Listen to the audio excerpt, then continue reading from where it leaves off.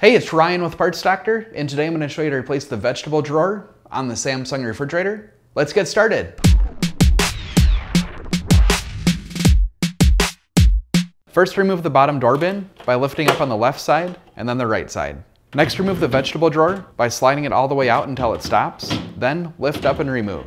If you have a bad vegetable drawer and you need to purchase a new one, you can check out our website, partsdoctor.com. We'll leave a link in the description below. You want to make sure that you're searching with the model number from the tag on your refrigerator to make sure you get the correct part. Also, this part is side specific, so please make sure that you're ordering the correct side. To install the drawer, first insert the rear into the rails, then lift up and push it closed. Next, install the door bin by aligning the tabs, pushing down until it locks in place. So that's it for this video. If you have any tips or tricks of your own, let us know in the comments below. And if you like fixing things, please consider subscribing.